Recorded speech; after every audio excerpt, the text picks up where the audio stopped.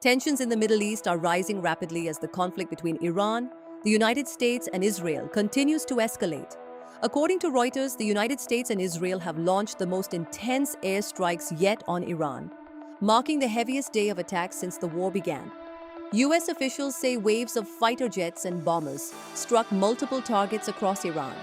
Residents in Tehran described a night of relentless explosions, calling it the most intense bombardment since the conflict started. At the same time, Iran launched retaliatory strikes across the region.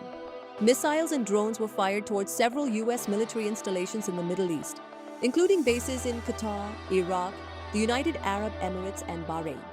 Iranian missiles were also launched towards central Israel, triggering air raid sirens and forcing civilians to rush into shelters as air defense systems attempted to intercept the incoming rockets. The conflict is now raising serious concerns about global energy supplies.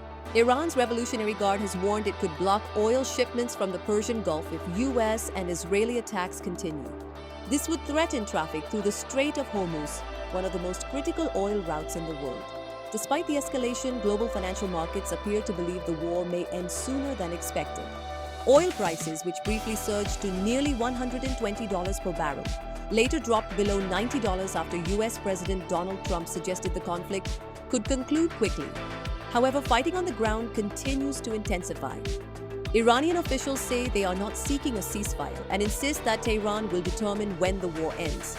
Meanwhile, US and Israeli leaders say their military operations will continue until their objectives are achieved. Since the conflict began in late February, Iran says more than 1,300 civilians have been killed and thousands of homes destroyed by airstrikes. Iranian missile attacks have also killed civilians in Israel and wounded dozens of US troops stationed across the region.